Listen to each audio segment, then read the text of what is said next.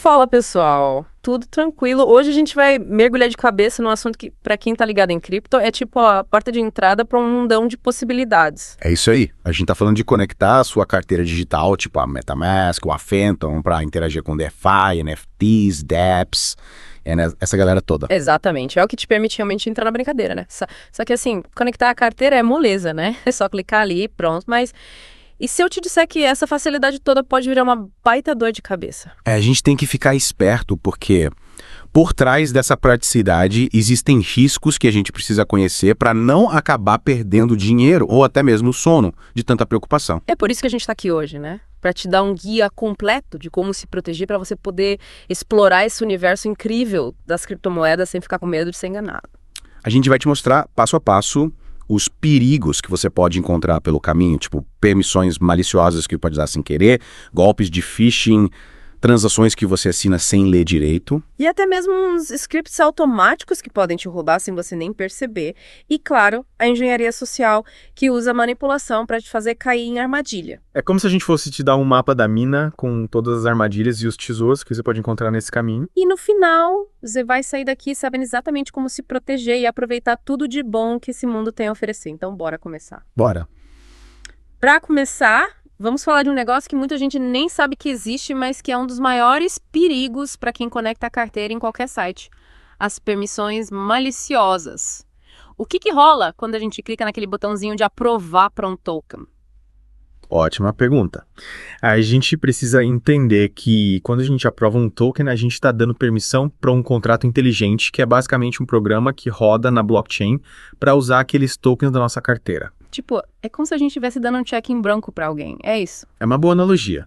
Quando você aprova um contrato, você está dizendo, olha, pode usar esses meus tokens aqui como você quiser dentro de um certo limite. E qual o problema disso? O problema é que, se esse contrato for malicioso, ele pode usar essa permissão para te roubar. Tipo, levar todos os meus tokens embora, sem eu poder fazer nada. Exatamente. E isso acontece mais do que você imagina. É o que a gente chama de rug pull via aprovação, ou puxada de tapete via aprovação. Rug pull via aprovação. Que nome esquisito, me explica melhor como funciona essa parada. Imagina que você tem, sei lá, 1.000 USDT na sua carteira, que é aquela stablecoin que vale mais ou menos $1. Aí você encontra um site que te promete, digamos, 20 USDT, só para você conectar a carteira e aprovar o uso de USDT no contrato deles. Parece até bom demais para ser verdade, né? É justamente aí que tá o perigo. Você pensa, Tá vou ganhar bom, 20 USDT de graça, por que não? Só que sem você saber, aquele contrato malicioso que você aprovou agora tem permissão para usar todos os 1.000 USDT. Eles te dão os 20 USDT que prometeram para te enganar. Mas depois, quando você menos espera, eles limpam a sua carteira. Caramba, que golpe baixo. E o pior é que, para fazer isso, eles nem precisam da minha CC phrase, né? Não precisam. Basta aquela aprovação inicial que muita gente faz sem nem ler direito o que está aprovando. E como a gente se protege disso? Primeira coisa, entenda que aprovar não é só um ok, pode seguir, é uma autorização para um contrato mexer nos seus tokens. Então leia com atenção tudo que aparece na tela antes de aprovar qualquer coisa. Tipo, olhar a letra miúda do contrato, né? Exatamente. E sempre que possível, tente limitar a quantia de tokens que você está aprovando. Em vez de dar permissão limitada, veja se o site der a opção de aprovar só a quantia que você realmente precisa usar. Faz sentido. E se eu já dei um monte dessas aprovações sem querer, tem como desfazer? Tem sim. Existem sites como o Revoke.cash e também uma função do Etherscan chamada Token Approvals, que te mostram todos os contratos que têm permissão para usar seus tokens. Você pode entrar lá e revogar as permissões que você não usa mais ou que te deixam com medo. Nossa, que dica importante. Vou dar uma olhada nisso depois. E em relação aos sites que a gente acessa, tem como saber se a gente está entrando num site confiável ou numa cilada? Desconfie sempre de sites que você nunca ouviu falar ou que te prometem ganhos absurdos. Se a oferta parece boa demais para ser verdade, provavelmente é mentira. Paralelo projetos que já passaram por auditorias de segurança e que têm uma boa reputação na comunidade.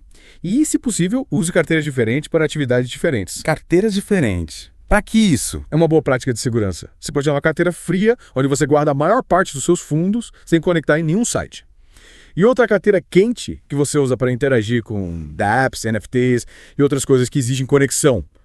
Assim, se acontecer algum problema com a sua carteira quente, você não perde tudo. Ah, entendi. Tipo, ter uma conta corrente e uma poupança, né? Exatamente. Falando em segurança, a gente não pode esquecer do phishing, né? Que é um dos golpes mais antigos da internet, mas que ainda faz muita vítima no mundo cripto. É verdade. Como que esses caras agem? Eles criam cópias perfeitas de sites legítimos, como corretoras, plataformas de NFT, até mesmo carteiras como a MetaMask. E aí a gente entra achando que tá no site certo e conecta a carteira sem desconfiar. É isso. Aí. E nesses sites falsos, eles podem te mostrar informações falsas sobre suas transações, te pedir para digitar sua seed phrase, te induzir a assinar transações maliciosas. E a gente nem percebe a diferença, né? Porque os sites são idênticos. Exatamente. Por isso é tão importante prestar atenção aos detalhes. Sim, Bisa. Sempre, mas sempre mesmo. Verifique a URL do site antes de conectar a carteira. Veja se não tem nenhuma letra trocada, nenhum caractere estranho. Muitas vezes a diferença é mínima. Tipo uniswap.org em vez de uniswap.org, né? E para não correr risco, use os seus favoritos, aqueles links que você já salvou e sabe que são confiáveis. E nunca clique em links que você recebe por e-mail, redes sociais ou grupos de mensagem. Link que mandam por aí é fria, né? Totalmente. E se você receber alguma mensagem te oferecendo uma oportunidade incrível, tipo um airdrop de NFT, desconfie, parece bom demais para ser verdade, provavelmente é golpe. Então, a gente já viu que tem que tomar cuidado com as permissões, com o phishing, mas e aquela história de assinar transações maliciosas? Como que isso funciona? Essa é outra tática bem comum. Às vezes o site não te pede a seed phrase, nem te dá aprovar nada, mas te induz a assinar uma transação que na aparência parece normal, mas que no fundo dá a ele algum tipo de controle sobre seus ativos. Assinar uma transação é diferente de confirmar um pagamento normal. Sim, é diferente. Quando você confirma o pagamento, você está autorizando uma transferência de fundos. Mas quando você assina uma transação, você pode estar dando permissões mais amplas para um contrato, tipo a permissão para ele movimentar seus tokens como quiser. Entendi. Então, é como se a gente estivesse assinando um contrato sem ler as cláusulas, né? Exatamente. Por isso é fundamental ler com atenção todos os detalhes da transação antes de assinar. Não clique em confirmar no automático. E existem algumas extensões de navegador, como o Fire ou o WallGuard, que te alertam se a transação parecer suspeita. Boa. Vou procurar essas extensões. E tem também aqueles scripts automáticos que podem roubar a gente, né? Como que isso é possível? É que alguns sites maliciosos injetam códigos, os tais scripts, que tentam interagir com a sua carteira sem você precisar fazer nada na página. Mesmo que a sua carteira peça uma confirmação, esses scripts podem agir tão rápido que você acaba confirmando sem querer. Nossa, que perigo. Então a gente tem que ficar de olho em qualquer movimento da carteira, mesmo que a gente não tenha feito nada. Exatamente. Qualquer coisa estranha, cancele a transação na hora e saia do site. E para fechar nosso papo de hoje, vamos falar de um negócio que é tão perigoso quanto todos esses que a gente já viu, a engenharia social. Engenharia social? O que é isso? É basicamente usar manipulação psicológica para te enganar. Em vez de atacar o sistema, os golpistas atacam as pessoas, explorando nossas emoções, nossa confiança, nossos medos. Tipo, em vez de hackear o computador, eles hackeiam a nossa cabeça. É isso. Isso aí. E no mundo cripto, a engenharia social pode se manifestar de várias formas.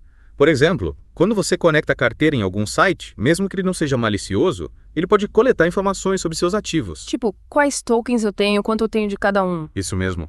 E essas informações podem ser usadas depois para te mandar e-mails de phishing personalizados, te oferecendo airdrops falsos, prêmios, investimentos que parecem imperdíveis. Ah, entendi. Tipo, parabéns, você ganhou um NFT super raro. Para resgatar, conecte sua carteira nesse site aqui. Exatamente. E engenharia social entra na forma como eles te abordam, criando uma sensação de urgência e de oportunidade única, ou até mesmo de medo, para te fazer agir sem pensar. E quais são outros exemplos de golpes de engenharia social? Tem o golpe do falso suporte técnico, onde alguém se passa pelo suporte de alguma plataforma e te pede sua seed phrase ou acesso remoto à sua carteira. Tem os golpes de airdrop e pré-venda, que te prometem tokens de graça ou com desconto, te fazer conectar a carteira em sites falsos. Tem os perfis falsos de pessoas famosas ou empresas que te induzem a clicar em links maliciosos ou participar de esquemas fraudulentos. E tem as táticas de urgência e medo, tipo, seu NFT foi hackeado, faça login agora para recuperar. Caramba, é muita coisa para ficar ligado. Como que a gente se protege de tudo isso? Desconfie de tudo, de qualquer oferta que pareça boa demais para ser verdade, de qualquer contato online que você não pediu, de qualquer link que te mandam por aí. Verifique sempre o endereço do site ou remetente do e-mail e nunca, jamais, em hipótese alguma, compartilhe sua seed phrase com ninguém. Seed phrase é tipo o nosso RG digital, né? Tem que guardar 7 Exatamente. E antes de conectar a carteira ou aprovar qualquer transação, leia tudo com muita atenção, confira os detalhes do contrato, veja se não tem nada suspeito. E se bater aquela dúvida, o melhor é cancelar tudo e sair correndo, né? Sem dúvida, é melhor prevenir do que remediar. E pra gente finalizar, vamos falar um pouco sobre os tipos de carteira que a gente mencionou. MetaMask, Phantom e Brave Wallet. Isso! Qual a diferença entre elas? E qual é a mais indicada para cada caso. A MetaMask é a mais popular, principalmente para quem usa a rede Ethereum. Ela funciona como extensão de navegador e app de celular e te permite interagir com a maioria dos dApps, corretoras descentralizadas e plataformas de NFT. Você pode guardar Ethereum, outras criptomoedas e NFTs de várias redes diferentes. Só que, por ser tão popular, ela acaba sendo um alvo frequente de golpistas. A Phantom, por outro lado, começou focada na rede Solana, mas já está expandindo para Ethereum e Polygon. Ela é conhecida por ser fácil de usar, ter um visual bonito e boas ferramentas de segurança. É ótima para quem está começando com NFTs na Solana, mas pode não funcionar tão bem em alguns dApps que são mais focados em Ethereum. E por último, a Brave Wallet já vem embutida no navegador Brave. Ela funciona com várias redes, tipo Ethereum, Solana e BNB Chain, e oferece uma segurança extra por já vir dentro do navegador. É uma boa opção para quem já usa o Brave, mas talvez não seja tão usada em outros aplicativos como a MetaMask. Legal. Agora a gente tem uma visão geral de cada uma delas. E para a gente encerrar nosso papo de hoje, qual a mensagem principal que você deixa para a galera que está nos escutando? A mensagem principal é: a segurança do seu dinheiro digital depende de você. Seja cuidadoso, fique atento aos detalhes, não caia em promessas fáceis e lembre-se que conhecimento é a sua melhor arma contra os golpes. Perfeito. E você que está acompanhando a gente, que lição você tira de tudo isso? Que hábito você vai mudar hoje para proteger seus criptoativos? Pensa nisso. E se você curtiu esse mergulho no mundo da segurança cripto, não esquece de dar uma olhada nos outros vídeos aqui do canal, se inscrever para não perder os próximos e, claro, deixar aquele like para dar aquela força pra gente. Valeu demais e até a próxima.